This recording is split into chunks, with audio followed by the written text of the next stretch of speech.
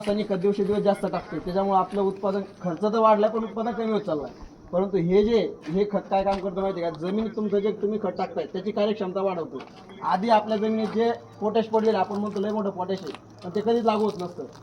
ते जे बॅक्टेरिया जेव्हा जीवाणू त्याला खातात तेव्हा त्याला लागू करायचं काम करतं. जमीन जे काडी कचरा पडलेला त्याला सुद्धा कुजवायचं काम करतं. म्हणजे हे काय काय आपलं तिन्ही प्रकारे काम करतं. एक तर जमीन भुसभुशीत करतं म्हणजे जमीन सुधारतं, आणखी जमिनीत पडलेलं अन्नद्रव्य खाण्याचं काम करतं म्हणजे तो एक आपला फायदा आहे. आणि रासायनिक खताची कार्यक्षमता वाढवतो म्हणजे आपलं कमी खर्चामध्ये चांगलं उत्पादन देण्यासाठी हे मदत करतं. आपल्या आकाश शेतकरी दुकानावरती अवेलेबल आहे, तुमच्या गावात भरपूर लोकांना वापरलेलं बी आहे आणि त्याचा फायदा लोकांनाही झाला. आणि विशेष म्हणजे त्या जमिनीत जर परत आता नांगर घालायला गेलं तर ती भुसभुशीत सुद्धा झालेली म्हणजे सगळ्या प्रकारे फायदा. आता आपलं उत्पादन पहिलं जर बघितलं तर 70-80 जायचं, आता 40-45 बरं मुश्किल नाही. आणि हेच आता बंधू गुडे तेच मला म्हणत होते 45 टन यायला 45-50 टन.